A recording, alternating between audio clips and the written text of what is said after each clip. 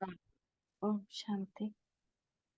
मिलते हैं आज की मीठी वीडियो अव्यक्त मुरली अव्यक्त बाप दादा से रिवाइज्ड कोर्स 14 अप्रैल 1994। स्नेह का रिटर्न है स्वयं को टर्न करना, परिवर्तन करना। तो आज स्नेह और शक्ति मुक्त बाप दादा अपने चारों ओर के स्नेही बच्चों को देख रहे हैं। जितनी सभा साकार में उससे भी ज्यादा आकारी रूप की सभा है। आकारी यानी कि लाइट स्वरूप में सब साकार रूप धारे बच्चों को बाप दादा स्नेह की भुजाओं में समाये हुए। तो बाबा भगवान है तो उनकी भुजाएं तो असीम है। तो उनमें सभी बच्चे स्नेह की भुजाओं में समाये हुए। कौन से बच्चे? जिनके मन में भी बाबा के लिए स्नेह है, शक्ति है उनके अंदर।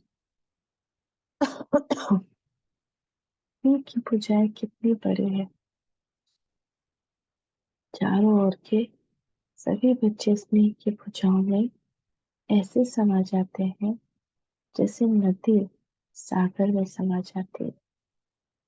स्नेह की भुजाएं, स्नेह का सागर बेहद असीम है। सभी बच्चे चाहे बर्बाद है लेकिन स्नेह में सब बंधे। चाहे कोई कम मेहनत भी करता हो या ज्यादा मेहनत करता हो, लेकिन सबके बीच एक चीज कॉमन है, वो है स्नेह। और स्नेह के धागे में सब बंधे हुए हैं। सब बच्चों में बाप दादा का स्नेह समाया हुआ। बाप हर बच्चे से प्यार करता है। स्नेह की शक्ति से ही सभी आगे उड़ते जा रहे हैं।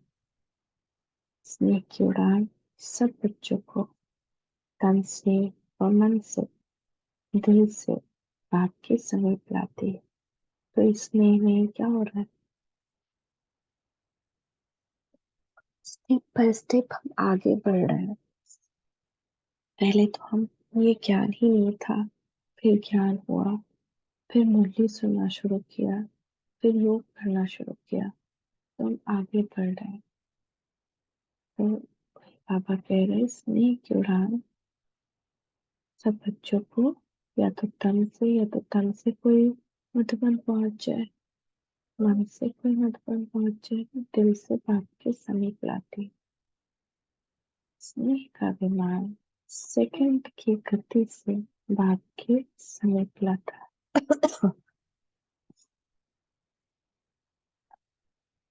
ज्ञान, योग, धारणा, उसमें यथाशक्ति नंबरवार। लेकिन स्नेह तो समय है, लेकिन ज्ञान का, योग का, धारणा समय अलग अलग है। फिर बहुत ज्ञान है, इसमें बहुत योग है, इसमें बहुत धारणा है। लेकिन स्नेह में हर एक अपने को नंबर वन अनुभव करते हैं ना, कि सबसे ज्यादा किसको प्यार है बाबा से, तो पहले हम अपने आप को ही सोचेंगे। स्नेह सर्व ब्राह्मण बच्चों को ब्राह्मण जीवन प्रदान करने का मूल आधार है। अगर सभी बच्चों से पूछे कि निरंतर योगी हो, निरंतर ज्ञान स्वरूप हो, ज्ञानी नहीं लेकिन ज्ञान स्वरूप हो, तो सोचे कहेंगे है। तो निरंतर धारणा स्वरूप हो तो क्या कहेंगे? लक्ष्य तो है ही। लेकिन जब पूछेंगे कि निरंतर स्नेही हो तो कहेंगे हाँ जी, इसमें कॉन्फिडेंस है। ज्ञान है कि नहीं, इसमें थोड़ा सा कॉन्फिडेंस नहीं है। योग है कि नहीं, इसमें भी कॉन्फिडेंस नहीं है। धारणा में भी कॉन्फिडेंस नहीं है।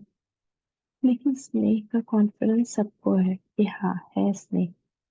स्नेह में सभी पास, कोई पास विद ऑनर है, कोई पास है। पास है ना, मतलब एक एग्जाम पास करना होता है, पास विद ऑनर। एक स्नेह में से भी पास है, मतलब स्नेह सबको है, और एक बाबा के पास है, यानी दिल के करीब।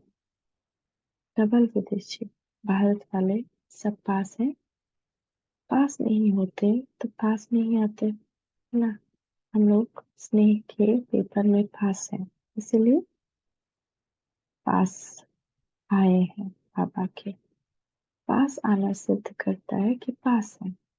स्नेह का अर्थ ही है पास रहना, पास होना, और हर परिस्थिति को बहुत सहज पास करना। स्नेह का अर्थ है बाबा के पास रहना, पेपर को पास करना होना, और हर परिस्थिति को आराम से पार कर जाना, पास होना। ये तीनों में पास होना, पास करना भी सहज है ना, कि पास करने में भी कोई मुश्किल भी सहज। पास रहने में तो आनंद ही आनंद है, और पास करना इसमें नंबर वन है, यस, नंबर वार है। देखो, नंबर वन नहीं कहते हैं, सभी चुप हो गए, माना समथिंग है। लेकिन समय प्रति समय स्नेह की शक्ति से पास करना भी उतना ही सहज हो रहा है। लेकिन फिर भी कोई भी मुश्किल आ रही है तो बाबा का स्नेह ही है ना, जो हमको उस मुश्किल से पार करवा देता है।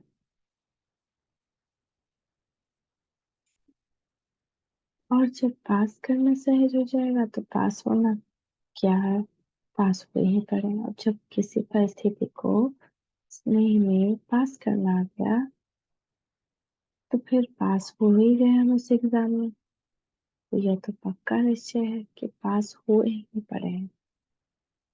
सिर्फ रिपीट करना है, पहले भी पास हुए थे, अभी पास होंगे। 5000 साल पहले भी स्थिति आई थी, फिर आ रही है। नथिंग न्यू, सिर्फ क्या करना है हमको, वही रिपीट करना है। इतना अटल निश्चय है तो हमको अपने अंदर झांकना कि अब इतना अटल निश्चय है कि हम बस बहाव में आ जाते हैं परिस्थिति के। ये अटल निश्चय है कि पास करेंगे, पास होना है, पास हुए हैं।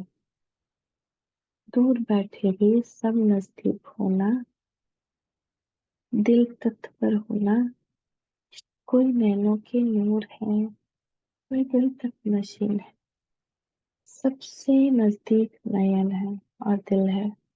तो आप सभी ओम शांति भवन में नहीं बैठे हो, या फिर पटना, रांची, नैली या दुबई में नहीं बैठे हो, लेकिन बाप दादा के दिल तख्त पर या नैनों में नूरे रतन बन समाये हुए हो।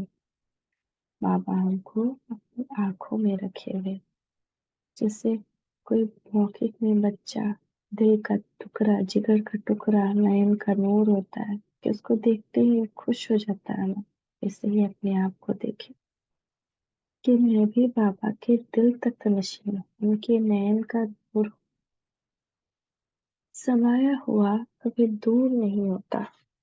इस वर्ष क्या करेंगे, कहने में तो कहते हो कि इस वर्ष के मिलन की अंतिम बारी है, लेकिन अंत आदि से याद ज्यादा दिलाता है, आदि की याद ज्यादा दिलाता है। यानी किसी चीज का अंत तो किसी चीज की शुरुआत होती है।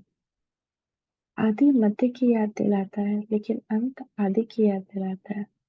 अंत नहीं, लेकिन आदि है। सतयुग की आदि होगी ना, मान लेते हैं कलयुग का अंत हुआ तो सतयुग की आदि होगी।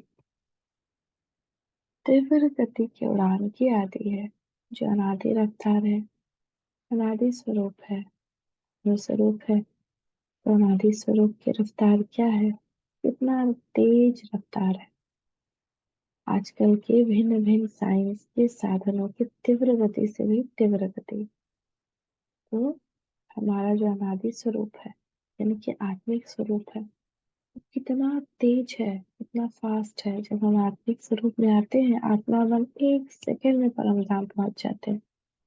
लेकिन साइंस का कोई साधन ऐसा नहीं है जो 1 सेकंड में इतनी दूर पहुंच जाए।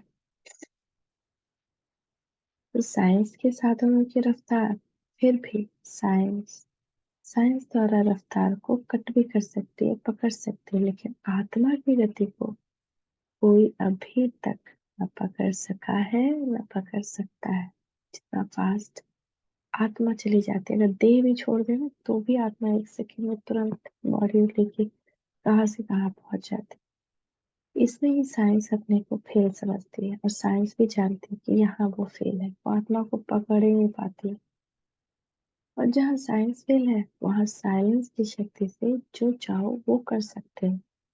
जितना जितना हम साइलेंस की शक्ति जमा करेंगे, आवाज सुनने न आने का अभ्यास, आवाज से परे रहने का अभ्यास, आत्मिक स्थिति में रहने का अभ्यास, ये साइलेंस की शक्ति जितना जितना हमारे अंदर बढ़ेगी, उतना उतना इम्पॉसिबल भी पॉसिबल होता जाएगा। चाहे किसी आत्मा का परिवर्तन हो या कोई और चेंज। तो आत्मा शक्ति की उड़ान की तीव्र गति को की आदि करो। मतलब बाबा क्या कह रहे हैं, अब देह वाला का अंत करो, देह भान का अंत करो और आत्मा बन उड़ो, और इसका शुरुआत करो। बहुत तेज गति लाओ। तीव्रता की निशानी है सोचा हुआ। एक सेकंड में बैठे, कभी भी बैठे, एक सेकंड में सोचा पहुंच के परम धाम। चेक करना है कैसा हो सकता है, क्योंकि आने वाले समय में ऐसी सिचुएशन होगी चारों तरफ, ये अभ्यास नहीं रहा तो हम हार खा जाएंगे। चाहे स्व में परिवर्तन हो, चाहे किसी की भी वृत्ति परिवर्तन में, चाहे वायुमंडल पर, चाहे संबंध संपर्क के परिवर्तन में, अभी तीव्र गति लाओ। अभी हमको अपने साथ साथ सबको परिवर्तन करना है ना। अपने परिवर्तन में, वृत्ति परिवर्तन में, या वायुमंडल परिवर्तन में तीव्र गति लानी है। तीव्रता की निशानी है सुचार हुआ। ऐसे नहीं सोचा तो है हो जाएगा, नहीं, सोचा और हुआ। संकल्प बोल और कर्म तीनों श्रेष्ठ साथ साथ हो।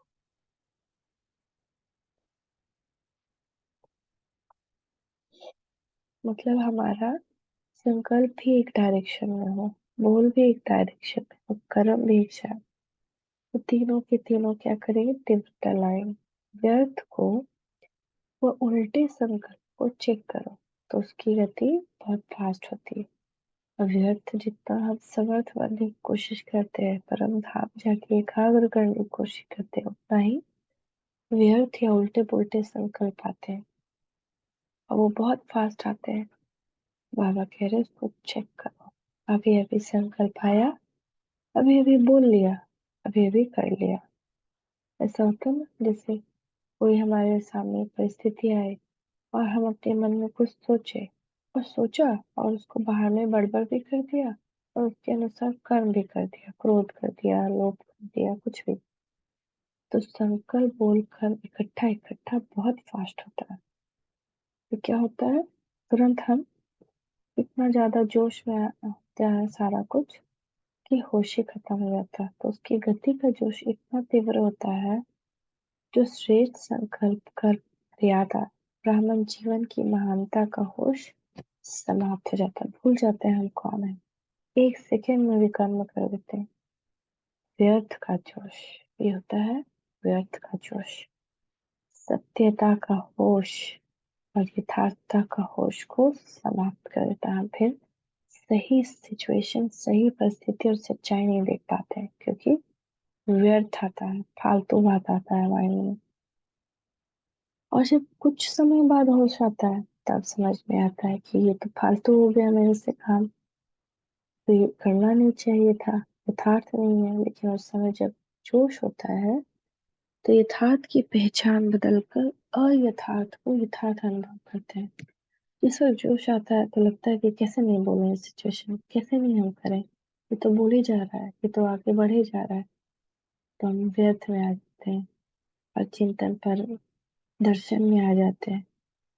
तो व्यर्थ का जोश होश को खत्म कर देता है। तो इस वर्ष सभी बच्चे विशेष व्यर्थ से इनोसेंट बनो, भोले बन जाओ व्यर्थ से, कि पता ही नहीं कि व्यर्थ क्या होता है। व्यर्थ मात्रा में अविद्या हो जाए, जैसे जब आप आत्माएं अपने सत्यों की राज्य में थे तो व्यर्थ व माया से इनोसेंट थे। जब हम सत्युग में थे तो हमको पता ही नहीं था कि व्यर्थ क्या होता है, माया क्या होती है। इसीलिए देवताओं को महान आत्माएं संत कहते हैं। तो अपने वो संस्कार मर्ज करो, व्यर्थ की अविद्या स्वरूप बनो। व्यर्थ का पूरा पूरा विद्या, कैसे व्यर्थ का विद्या होगा? स्वमान में स्थित रहकर, जैसे कोई व्यर्थ आने लगे 500 रुपये अभ्यास करे। ये मेरा बहुत प्रैक्टिस चलता है। जैसे कोई मन में फालतू बात आता है ना, वैसे ही तुरंत 500 रुपये, आत्मा सितारा, मैं देवता प्यारा, मैं पूज्य न्यारा, मैं ब्राह्मण दुलारा, मैं फरिश्ता खुदारा। या अपने अब या कोई एक स्वरूप ले ले, अपने आप को स्वरूप में स्थित होकर प्रकाश देने लगे। कई कई अभ्यास ऐड कर सकते हैं। अगर व्यर्थ की अविद्या हो गई ना, तो माइंड का लाइन इतना क्लियर हो जाएगा कि कृष्ण का जन्म देख पाएंगे। और यही नहीं, क्या होने वाला है, क्या आने वाला, इस दुनिया का सारा कुछ आपका माइंड टेलीविजन बन जाएगा, तुरंत दिखाई देगा।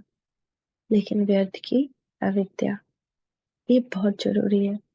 और व्यर्थ सबसे ज्यादा आत्मिक एनर्जी को खत्म कर देता है।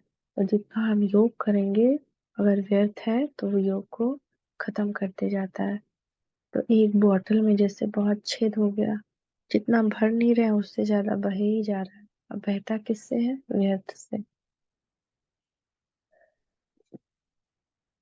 तो अपना बाबा कह रहे हैं देवताई संस्कार इमर्ज करो, जो तुमको पता ही नहीं था कि व्यर्थ क्या होता है। समय, श्वास, बोल, कर्म, सर्व में व्यर्थ की अविद्या।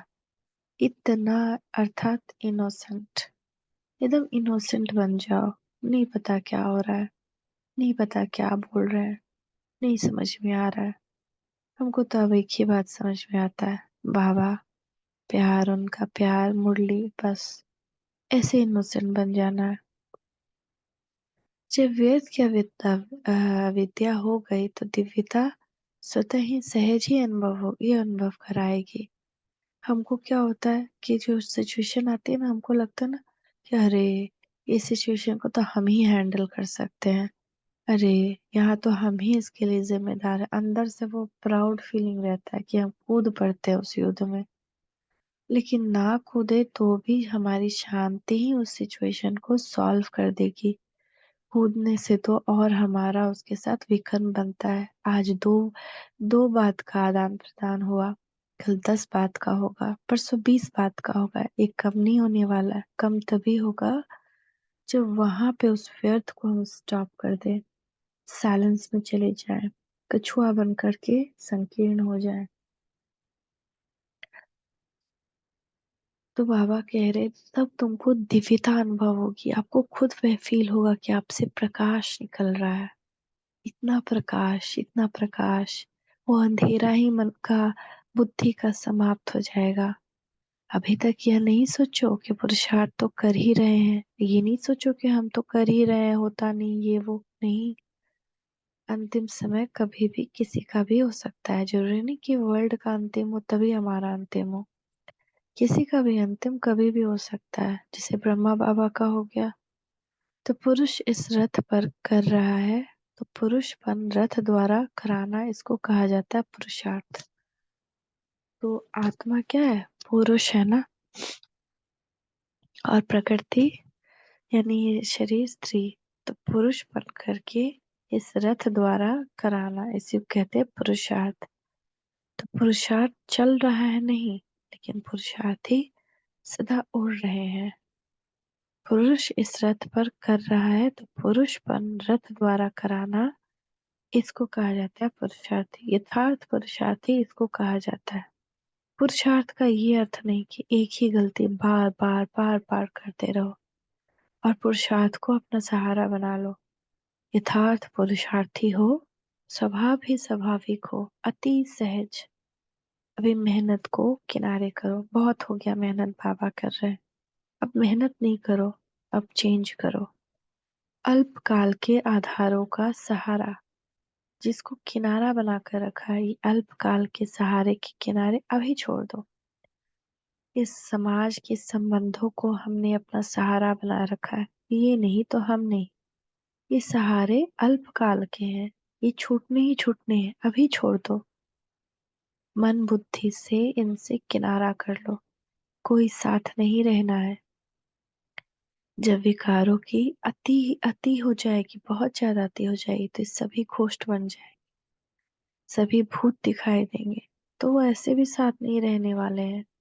तो इससे अच्छा है अभी छोड़ दो। मन बुद्धि से किनारा कर लो।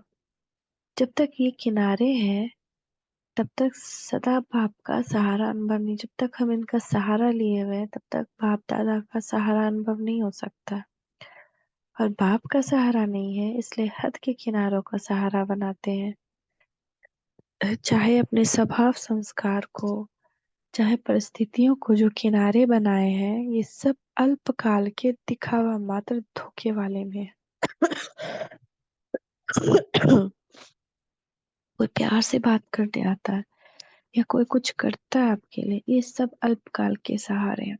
ये सब धोखा देंगे। धोखे में नहीं रह जाओ। बाबा वार्निंग दे रहे हैं, मत रहो। ये सब माया की चाल है। माया मीठे रूप से भी आती है। बाप का सहारा छत्र छाया है। अल्पकाल की बातें धोखेबाज है। देखिए बाबा भी वही बात बोल रहे हैं। माया की बहुत मीठी मीठी बातें सुनते रहते हैं, बहुत सुन चुके हैं।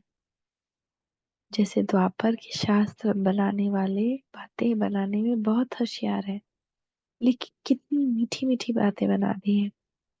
देखिए तो शास्त्र कितने मीठे मीठे बना दिए हैं। कृष्ण का, उसका उसका कितनी कहानियां गढ़ दी हैं कि हम लोग बस उसको सच ही समझते थे कि ये हुआ वो हुआ, रामायण हुआ, महाभारत हुआ, कृष्ण आए, द्वापर में आए, तो क्या क्या कहानी बना दिया। और उसको कितना मीठा मीठा बना दिया कि उसमें हम एकदम घुल मिल गए। इतने घुस गए कि उसको झूठ मानना भी मुश्किल हो गया। ये सब माया है। बहुत सुन चुके हैं। जैसे द्वापर में शायद तो दो बातें नहीं बनाओ, बातें बनाने में सब एक दूसरे से होशियार हो। न बातें बनाओ, न बातें देखो, न बातें करो। कितना बात करते हैं हम लोग। बस सुबह से फोन लगा लिया, इसका बात उसका बात, वो ऐसे खेल के वो ऐसे खेल के, यही सब बात। तो ना बातें बनाओ, ना दूसरे की बातें देखो, और ना बातें करो। लेकिन क्या करो? बाप को देखो। बाप समान बनो। बाप समान बनो। बाप समान करो। सब कुछ क्या होना चाहिए? बाप समान। निर्विकारी निरहंकारी बनना है। निराकारी बनना, आत्मिक स्वरूप में आना है। बस देह और देह की दुनिया में उलझे नहीं रहना है। सब खत्म होना है। जैसे कि सब अभी शमशान है। जब कोई बात सामने आती है तो बात बनाना सेकंड में आ जाता है। तुरंत बात बनाते हैं, क्योंकि माया की गति भी तीव्र है ना। ऐसे सुंदर रूप की बात बना देती है जो सुनते बाप को तो हंसी आती है, लेकिन दूसरे प्रभावित हो जाते हैं। बोलते हैं ठीक है, बहुत अच्छा, बात तो ठीक है, और स्वयं को भी ठीक लगते हो। तो कितना सारा मैटर आता है। उस कोई भी मैटर चल रहा हो, कैसा भी मैटर चल रहा हो, शांति रहने में क्या बुराई है? चुप रहने में क्या बुराई है? अगर सॉल्यूशन साथ है तो तुरंत करेंगे। सॉल्यूशन नहीं है तो अपने अंदर सोचे। एक दूसरे से डिस्कशन करके उसको लंबहार करने का क्या जरूरत है? वो 10 बात बोले, वो 10 बात बोले, हॉट टॉक हो जाए, उससे क्या जरूरत है? फिर कोई ना कोई कभी फोन रख देता है, कभी नाराज हो जाता है, या फिर आपके प्रति दूसरे के मन में हजार विचार चलेंगे, तो आपका योग बल खत्म होता है। तो बाबा देखकर हंसते हैं कि देखो माया इसको कैसे ठोक ठीक ठीक करके ठीक कर रही है। तो समय की तीव्र गति को देख अब इन किनारों से तीव्र उड़ान खड़ो। इस दुनिया की हर एक बात माया है। ये अनेक प्रकार की बातें व्यर्थ रजिस्टर के रोल बनाते रहती हैं। रोल के ऊपर रोल, रोल के ऊपर रोल। इसलिए इनोसेंट बनो, हट जाओ इन सब बातों से। इस इनोसेंट स्टेज से बनी बनाई सेवा की स्टेज आपके सामने आएगी। अगर इतने इनोसेंट हो गए तो फिर सेवा आपके सामने स्वतः आएगी। इस वर्ष के यथार्थ पुरुषार्थ के प्रत्यक्ष फल की निशानी बनी बनाई सेवा आपके सामने आएगी। आपको मेहनत नहीं करना पड़ेगा। जब हमारी बुद्धि व्यर्थ से अविद्या हो जाएगी तो हमको मेहनत नहीं करना पड़ेगा। बनी बनाई सेवा आएगी, होते जाएगा अपने आप। व्यर्थ का सामना करना समाप्त करो तो सेवा की ऑफर सामने आएगी। अब सभी सेवा के निमित्त तो अनेक वर्ष बने, और अब औरों को निमित्त बनाने की सेवा भी निमित्त बनो। माइक वो हो और आप माइट आप हो। बहुत समय आप माइक बने, अब माइक औरों को बनाओ। आप माइट बनो, आपकी माइट से माइक निमित्त बने। इसको कहा जाता है तीव्र गति की उड़ान की निशानी। बाबा कह रहे आप माइक बने, यानी बहुत जगह सबको ज्ञान दिया, बोले। अब माइट बनो, शक्तिशाली बनो। इतनी शक्तिशाली बनो कि माइक बना दो, यानी दूसरे को बोलना सिखा दो।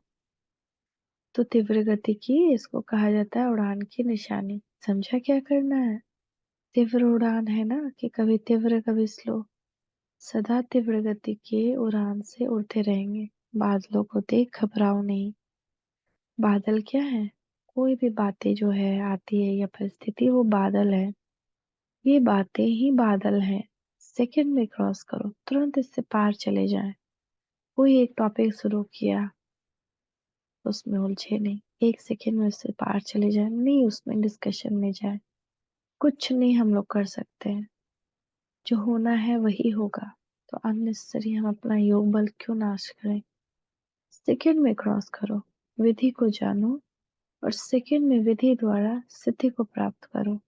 और अगर हम अपनी व्यर्थ की अविद्या कर लेते हैं तो बहुत सारे संकल्प की सिद्धि, समय की सिद्धि, बड़ी सिद्धियां प्राप्त हो जाती हैं। एक तरफ है रिद्धि सिद्धि का फोर्स, और आपका है विधि संपन्न सिद्धि का फोर्स। रिद्धि सिद्धि है अल्पकाल, और विधि सिद्धि है सदाकाल के लिए। तो रिद्धि सिद्धि जो होता है ना बाहर दुनिया का, वो जो है वो अल्पकाल के लिए होता है। लेकिन बाबा जो बताते हैं विधि से सिद्धि, यानी कि व्यर्थ को अविद्या करके फिर जो उससे हम सिद्धि लेते हैं, सदा काल के लिए रहती है। बाप दादा ऐसा ग्रुप चाहते हैं जो सदा मनसा में, वाणी में, संपर्क में, जो ओटे सो अर्जुन हो। मैं अर्जुन हूँ, मैं करूंगा। मैं बॉडी कॉन्शियस का नहीं, मैं श्रेष्ठ आत्मा हूँ। मुझे देख और करेंगे। तो जो ओटे सो अर्जुन, यानी हमको अर्जुन बनना है। सबसे पहले हमें आगे आना है, इस ज्ञान का मंथन चिंतन करना है, ईश्वर से जुड़ जाना है, परिवर्तन लाना है स्वयं में। जो गाया हुआ है अव्वल नंबर अर्थात अर्जुन, अलौकिक जन। ऐसा ग्रुप बाप दादा देखना चाहते हैं। बातों को नहीं देखो, दूसरों को नहीं देखो, दूसरे के व्यर्थ को नहीं सुनो, बस अलौकिक जन। अंदर ही अंदर आपकी जर्नी चलती रहे, अलौकिक जर्नी, परम धाम, सूक्ष्म वतन। यहाँ संकल्प, बोल और कर्म सब में अलौकिक दिव्यता की झलक हो। साधारणता की नहीं, विकार की नहीं, कि बस साधारण में आ गए, झूला झूल रहे हैं, बातों में बात चल रही है, चल रही है, चल रही है, घंटों चल रही है। ये सब साधारणता है, व्यर्थ है। दिव्यता तब है जब बाहर कुछ भी चल रहा हो, लेकिन मेरा मन, मेरी बुद्धि अलौकिक यात्रा पे हो। इसको कहा जाता है अर्जुन, अलौकिक जन। ऐसा ग्रुप इस वर्ष तैयार होगा कि दूसरे वर्ष में होगा। तो इस ग्रुप में आना चाहते हैं वह हाथ उठाओ। मुझे बनना है, मैं अर्जुन हूँ, है ना। अपने आप को हमको देखना है। फिर कोई ऐसा समाचार नहीं आवे, क्या करे, हो जाता है, सरकमस्टांस ऐसे हैं, मदद नहीं मिलती, दुआएं नहीं मिलती, सहारा नहीं मिलता। जिन्हों को कुछ समय चाहिए वो हाथ उठाओ। 1-2 मास चाहिए व 1 वर्ष चाहिए। जो भी ग्रुप आवे उनसे पूछना, फिर रिजल्ट सुनाना। टीचर्स तो पहले, क्योंकि जो निमित्त बनते हैं उनका सूक्ष्म वायुमंडल वाइब्रेशन जरूर जाता है। पदम गुना पुण्य भी मिलता है और पदम गुना निमित्त भी बनते हैं, तो शब्द तो नहीं बोलेंगे ना। टीचर बनना बहुत अच्छा है, गद्दी तो मिल जाती है ना, दादी दीदी का टाइटल मिल जाता है ना, लेकिन जिम्मेदारी फिर इतनी है। इस वर्ष में कुछ नवीनता दिखाओ। यह नहीं सोचो हाथ तो अनेक बार उठा चुके हैं, प्रतिज्ञा भी बहुत बार कर चुके हैं। ऐसे संकल्प सूक्ष्म में आए ऐसे संकल्प न सूक्ष्म में आए न औरों के प्रति आए। ये संकल्प भी ढीला कराता है। कहते हैं कि ये तो डेली होता है, ये तो चलता आता है, ये तो होता ही रहता है। ये सब कमजोर के वाइब्रेशन है। दृढ़ संकल्प करना है तो दृढ़ता सफलता को अवश्य लाती है। कमजोर संकल्प नहीं उत्पन्न करो, उनको पालने में बहुत टाइम व्यर्थ जाता है। वो भी हमारा संकल्प कमजोर हो कि हम तो नहीं कर सकते, मेरे पास तो टाइम नहीं है, या फिर मेरा तो और ही उलझन है। ये सब क्या है? कमजोरी के संकल्प है। दृढ़ संकल्प जिसकी कर ले कि नहीं, चाहे जो सिचुएशन आए, चाहे घुस के हमको टाइम निकालना पड़े, अपने पुरुषार्थ के लिए निकालेंगे, चलते फिरते करेंगे। जैसे किसी को पढ़ने की इच्छा होती थी तो नहीं भी लाइट मिलता था तो स्ट्रीट लैंप पे पढ़ते थे। ऐसे ही हमको बैठ करके पुरुषार्थ करने का टाइम नहीं है, नो प्रॉब्लम, कर्म करते हुए करेंगे। दृढ़ संकल्प हो अंदर कि करना है तो होना है। तो बाबा आज ये दृढ़ संकल्प सब में देखना चाहते हैं। तो बाबा कह रहे हैं कि जिम्मेदारी भी फिर इतनी है, इस वर्ष कुछ नवीनता दिखाओ। कमजोर संकल्प नहीं उत्पन्न करो, उनको पालने में बहुत टाइम लग जाता है, उत्पत्ति बहुत जल्दी होती है। 1 सेकंड में 100 पैदा हो जाते हैं, 100 व्यर्थ संकल्प पैदा हो जाते हैं। और पालना करने में कितना समय लगता है, फिर उसको पालते रहो, उस संकल्प पे सोचते रहो, फिर उसको हटाने में भी मेहनत लगता है। कभी कभी हटाते भी नहीं है, वो हमारे अंदर घर कर जाता है।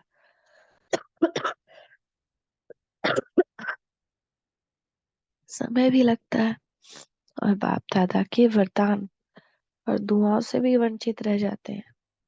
और जब ऐसा हो जाता है तो हमको भगवान का वरदान और दुआ नहीं मिल सकता। सर की शुभकामनाओं की दुआओं से ही वंचित हो जाते हैं। किसी का कोई एक कर्म देखा और उस पे हमारे 100 संकल्प चल गए तो ये कमजोरी है, ये व्यर्थ है। शुद्ध संकल्प का बंधन घिराव ऐसा बांधो सबके लिए, चाहे कोई कैसा भी हो, लेकिन सबके लिए ऐसा बांधो शुभ संकल्प कि उसको घेर दे और घेर करके कमजोर को भी परिवर्तन कर दे। इस शुभ संकल्प जो है ना, एक आर्मी की तरह है। जितना देते जाएंगे उतना जा करके दूसरे आत्मा को, मेरे, हमको, सबको, हर एक आत्मा को इतना ज्यादा वो सेफ कर देती है और उसको शक्तिशाली बनाती है कि उसका भी परिवर्तन हो ही जाता है।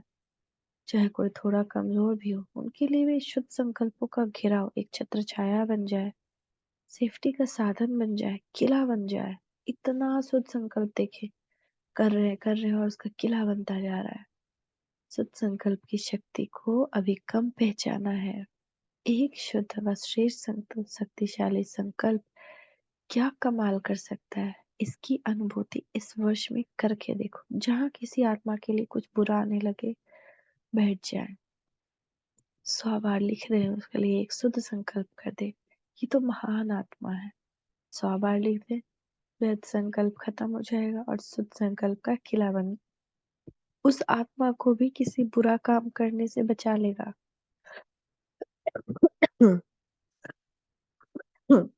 बाबा इसको अनुभूति करने के लिए कह रहे हैं। पहले अभ्यास में युद्ध होगी, व्यर्थ जैसे हम करेंगे, फिर वो आत्मा का कोई कर्म दिख जाएगा, वो आत्मा को कुछ बुरा बोल देगी, कुछ बुरा कर देगी, तो व्यर्थ संकल्प फिर आएगा। और हमारे शुद्ध संकल्प को कट करेगा कि ऐसे हम आप कैसे सोचे, वो तो ऐसा है तो हम उसके लिए ऐसा कैसे सोचे, युद्ध होने लगेगा। तो यही है कौरव और पांडव का युद्ध। तो इस युद्ध में तीर दिखाते हैं ना, तो तीर तीर को रास्ते में ही खत्म कर देते हैं। तो संकल्प से संकल्प को खत्म करने की कोशिश करता है, करेगा, लेकिन दृढ़ संकल्प वाले के साथ बाप है। तो विजय का तिलक सदा ही है। तो हमको क्या करना है, जैसे ही फिर उसके लिए और व्यर्थ संकल्प आने लगे कि ये तो खाना ही नहीं खा रहा है, ये तो रोगी हो गया है, तो ये हो गया, तुरंत ये तो बहुत महान आत्मा है, ये तो बहुत हेल्दी है, ये तो सबका भला सोचती है, करे, देखे कैसे नहीं है, उसका उसका भी रक्षा हो जाएगा और हम भी बच जाएंगे, करके देखें। तो संकल्प संकल्प व्यर्थ संकल्प को अपने शुद्ध संकल्प से काट डालें। दृढ़ संकल्प वाले के साथ ही बाप है।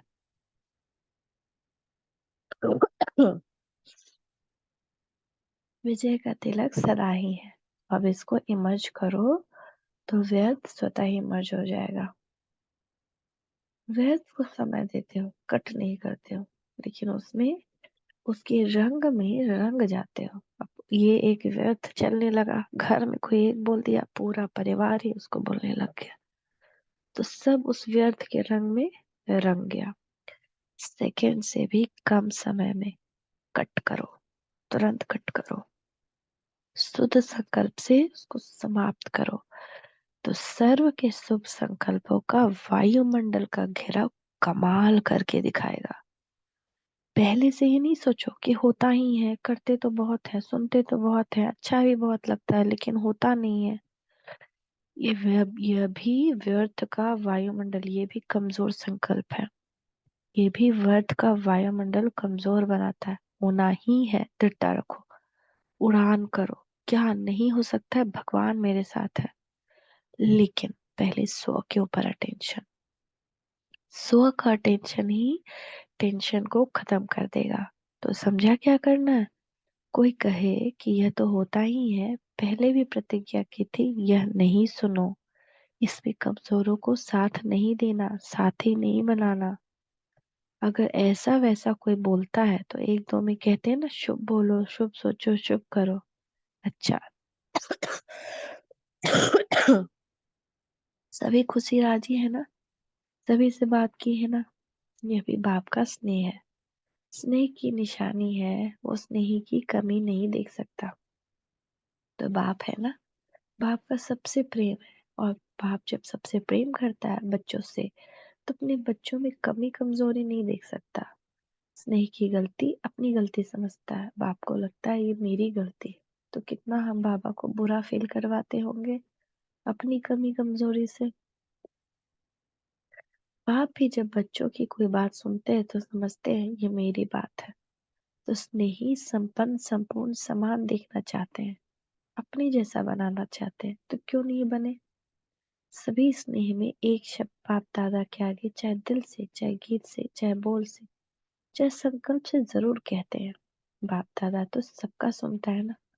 सभी एक बात बहुत बार बार कहते हैं कि बाबा के स्नेह का रिटर्न क्या दे। बाबा हमको इतना प्यार करता है, इतनी पालना देता है, इतना रक्षा करता है, तो हम क्या दें। तो बाबा आज बता रहे हैं कि बाबा को क्या चाहिए हमसे, क्योंकि क्या से क्या तो बन गए, बोला कोटों में कोई तो बन गए। अब हम अब हम साधारण आत्मा से विशेष आत्मा बन गए ना, करोड़ों में एक आत्मा। तो कोटों में कोई बने हो ना, इसमें सब पास हो। तो अब आप रिटर्न क्या चाहते हैं। रिटर्न करना क्या है, अपने को टर्न करना, परिवर्तन करना। समझा, बस यही रिटर्न है। यह तो कर सकते हो ना, बाबा पूछ रहे हैं। तो आपका उत्तर क्या, कर सकते हैं अपने आप को परिवर्तन। स्नेह के पीछे यह नहीं कर सकते हो, मतलब तो स्नेह है ही नहीं। क्या बाबा से स्नेह है, भगवान से स्नेह है, तो भगवान चाहते हैं कि आप परिवर्तन हो। स्नेह में त्याग करने के लिए तैयार हो। किस चीज का त्याग करना है, विकारों का त्याग करना है। कोई कितना भी सर उठाए आपके सामने, पर आपको क्या बनना है? बाप जैसे स्नेही बना हुआ है, निर्माण नम्रचित बना हुआ है। वैसे ही हमको उनके समान बनना है, अपने आप को परिवर्तन कर उनके जैसा बनाना है। स्नेह में त्याग करने के लिए तैयार हो? क्या तैयार हो त्याग के लिए? त्याग में किस चीज का त्याग आएगा? त्याग में आएगा कि हम तुरंत किसी को जवाब ना दें, अपने आप को माया से बचाएं, अविद्या करें, व्यर्थ की। आप जो भी आज्ञा करे तैयार हो? स्नेह में सब 100% हो या परसेंटेज है? अपने को टर्न करने के लिए तैयार हो? स्नेह के पीछे ये त्याग है या भाग्य है? तो आप पूछ रहे हैं, इस त्याग से तुमको क्या मिलेगा? क्या ये तुम्हारा सिर्फ त्याग है या तुम्हारा भाग्य बनेगा? भक्त तो सिर उतार कर रखने के लिए तैयार हो जाते हैं। आप रावण का सिर उतार कर रखने के लिए तैयार हो, शरीर का सिर नहीं उतारो। लेकिन अपने अंदर से रावण का सिर उतारो। पांचों ही सिर उतारेंगे या एक दो रखेंगे? काम, क्रोध, लोभ, मोह, अहंकार, पांचों उतारेंगे या एक को ही छोड़ेंगे? तो इसका त्याग करने के लिए तैयार हो? आप पूछ रहे हैं। थोड़ा कमजोरी का सिर रखेंगे, चलो पांच नहीं छठा दिखाते हैं ना, बेसमझी का वो रखेंगे। तो एक छठा सर भी रावण का है, बेसमझी का, वो रखेंगे क्या? बेसमझ बनेंगे क्या? आप पूछ रहे हैं। अच्छा, चारों ओर के मन की उड़ान में उड़ने वाले मधुवन निवासी अव्यक्त रूपधारी आत्माओं को, और साथ साथ संकल्प के विमान द्वारा मधुवन में पहुंचने वाली श्रेष्ठ आत्माओं को, और चारों ओर के सर्वश्रेष्ठ स्नेही स्नेह में त्याग के भाग्य का श्रेष्ठ संकल्प करने वाली आत्माओं को, सदा एवन के संकल्प का प्रत्यक्ष जीवन में लाने वाले के समीप आत्माओं को बाप दादा का याद प्यार, और हर एक भिन्न भिन्न भारत के देश व विदेश के हर एक आत्मा बच्चे को नाम सहित विशेष संपन्न याद प्यार और नमस्ते। तो अपना अपना याद प्यार बाबा से ले लें। मीठे मीठे बाप दादा को याद प्यार नमस्ते। गुड मॉर्निंग बाबा, गुड मॉर्निंग, नमस्ते बाबा, शुक्रिया। अभ्यास क्या करना है? आज का वरदान है, देखिए बाप दादा का वरदानी हस्त अपने मस्तक के ऊपर। बाबा कह रहे मीठे बच्चे, अभ्यास की एक्सरसाइज द्वारा सूक्ष्म शक्तियों को जीवन में समाने वाले शक्ति संपन्न भव। हम जितना भी बाबा ने एक्सरसाइज बताई है, स्वदर्शन चक्र की अभ्यास, या एक क्षण में परम धाम जाने की अभ्यास, एक क्षण में फरिश्ता बनने की अभ्यास, हम ये सब अभ्यास जितना करते जाते हैं, हमारे अंदर सूक्ष्म रूप से शक्तियां बढ़ते जाती हैं। तो ब्रह्मा माँ की बच्चों में रूहानी ममता है, इसलिए सूक्ष्म स्नेह के आवाहन से बच्चों के स्पेशल ग्रुप वतन में इमर्ज कर शक्तियों की खुराक खिलाते हैं। जैसे यहाँ घी पिलाते हैं, साथ साथ एक्सरसाइज खेल कराते हैं, ऐसे ही वतन में भी घी पिलाते हैं, अर्थात सूक्ष्म शक्तियों की चीजें देते हैं और अभ्यास की एक्सरसाइज भी कराते हैं। तीनों लोकों में दौड़ की रेस कराते हैं, जिससे विशेष खातिरी जीवन में समा जाए और सभी बच्चे शक्ति संपन्न बन जाए। तो हमको ये एक्सरसाइज करते रहनी। स्लोगन, समान में स्थित रहने वाली आत्मा दूसरों को भी मान दे आगे बढ़ाती है। अगर हम अपने स्वमान में स्थित हैं तो हमारे अंदर अभिमान आ ही नहीं सकता, और जब हमारे अंदर अभिमान नहीं है तो हम आराम से किसी भी आत्मा को मान देकर आगे बढ़ाते हैं। ओम शांति, ओम शांति, ओम शांति।